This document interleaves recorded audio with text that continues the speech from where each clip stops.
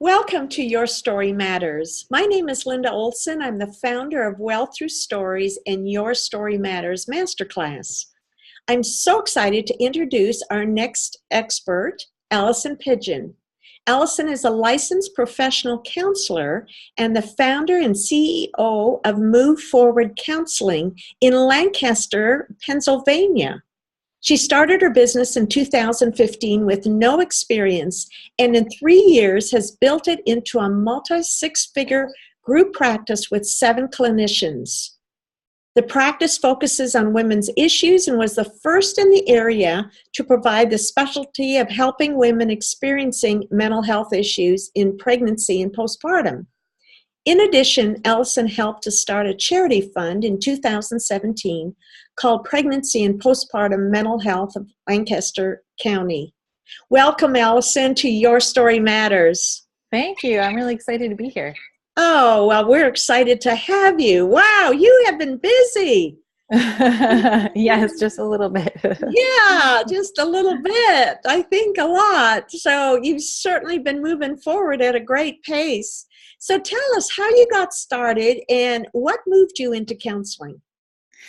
Yeah, so when I was in college, you're sort of faced with the choice of what you want to major in and what do you want to do with your life. And I realized that I just really loved listening to other people's stories. And I was the one in high school that everybody kind of came to because I was a good listener and they would ask me for my advice. And I had a professor in college who really, became my mentor and really encouraged me to go to graduate school and become a counselor.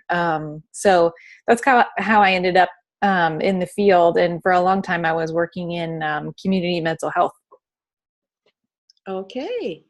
Well, very, very interesting. So I just know that when somebody makes a transition like that, I mean, that's obviously a major transition. What was that transition or that pain point for you that brought you into this field? I think like having an understanding of, having my own struggles as a teenager with depression and anxiety and recognizing that, you can get better and you can overcome those issues and just realizing how gratifying it would be to, help other people do the same thing. Very good. Well, obviously, your business has exploded within a very short time. So as you see this happening, what do you envision as a long-term goal?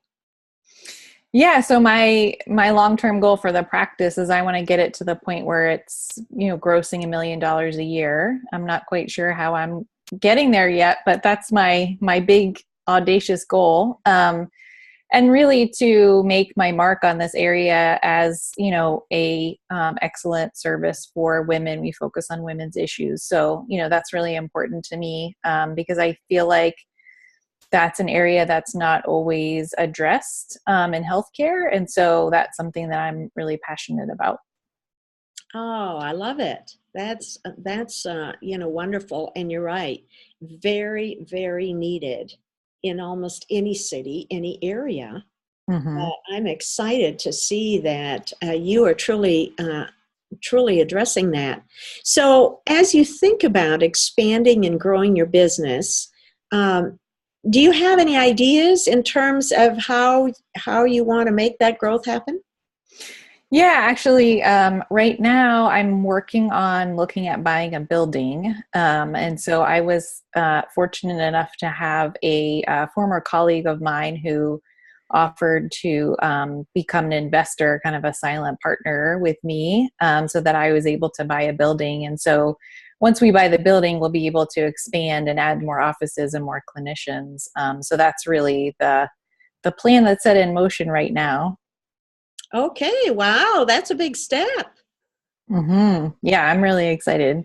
Yeah, so how about, I know that you're also doing things on the marketing end. Are you out speaking a lot, or how do you market yourself? So really, I have tried a variety of things to market the practice. One of the most fruitful things has been developing relationships with doctors. So doctors are often kind of the first point that a patient might come to and say, oh, I'm feeling anxious, I'm feeling depressed.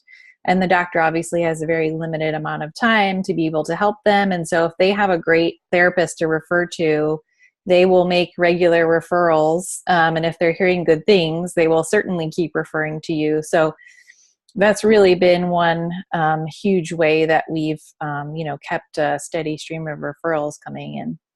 Oh, that's wonderful. Wow. So, do you do seminars and speaking or? Yeah, so I did more in the beginning as a way of, getting the word out, and just it's a good way to get people to sort of know you and see what you're like and all of that kind of stuff. And then that helps with the comfort level, like if and when they decide to come to therapy. So yeah, I have done some speaking.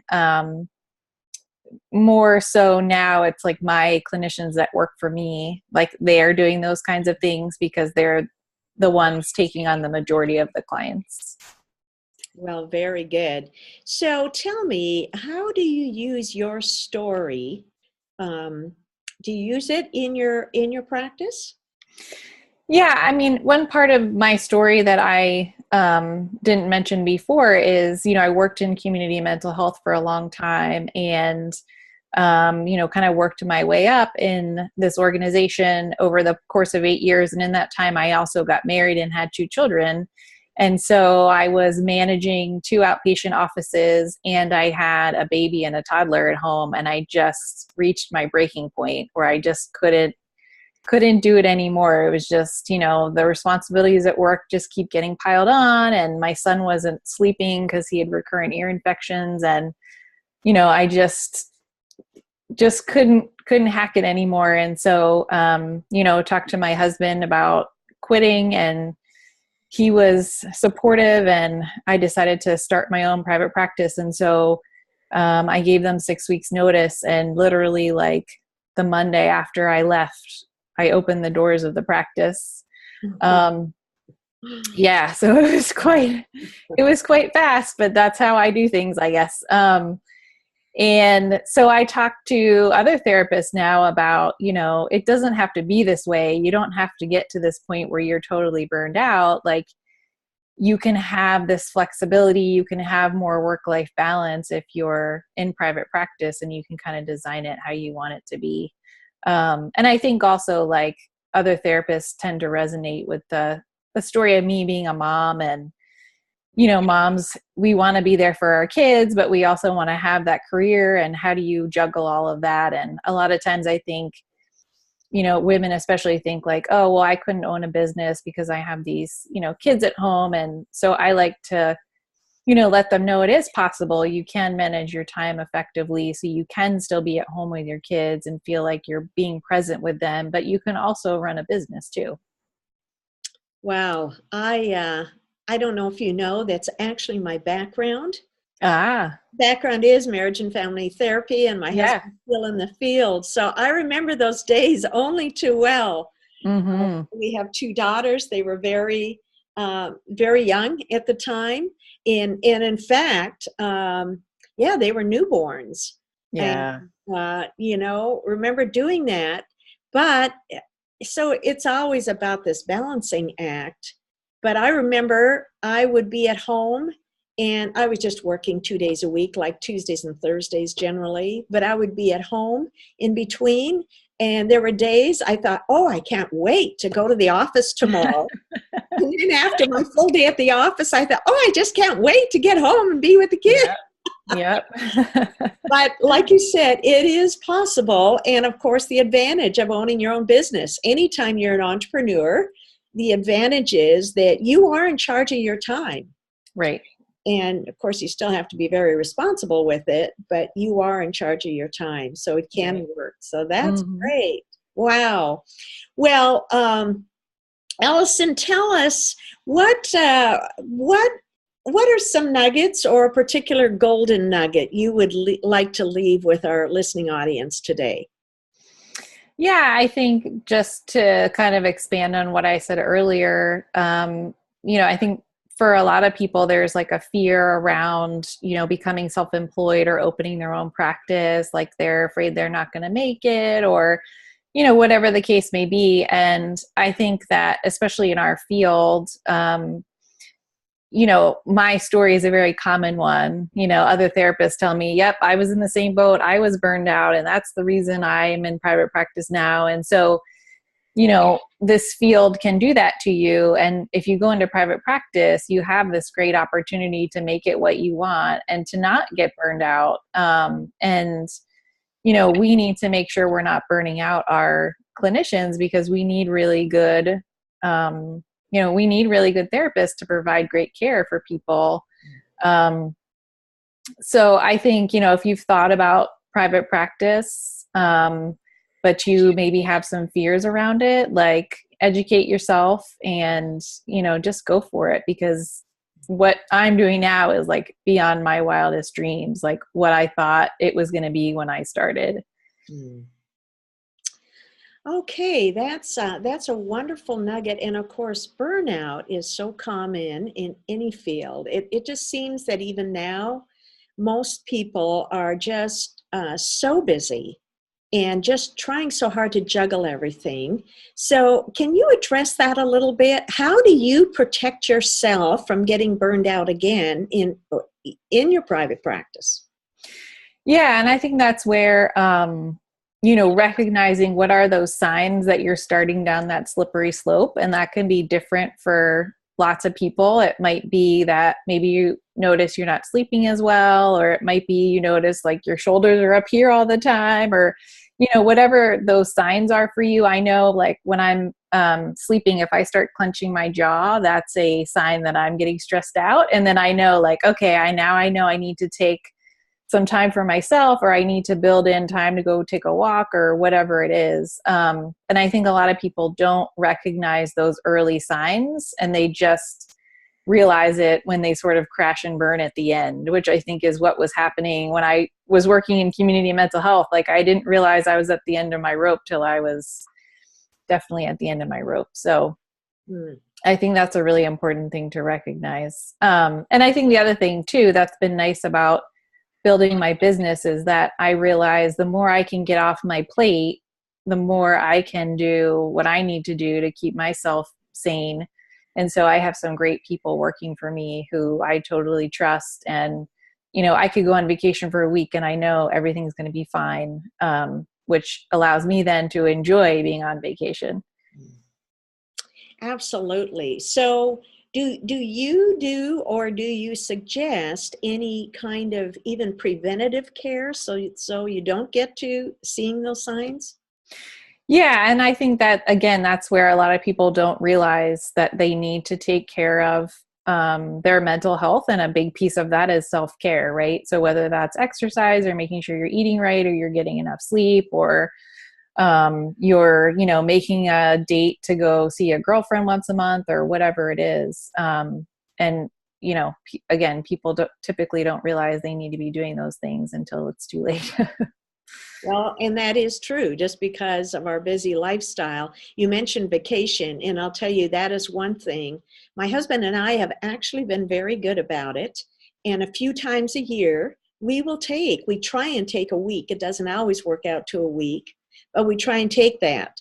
But I'll tell you, there are a few times that we miss doing it. Mm-hmm. And I said, you pay for it one way or the other, and I'd much rather pay for it and enjoy it than pay for it the other way. So, Right.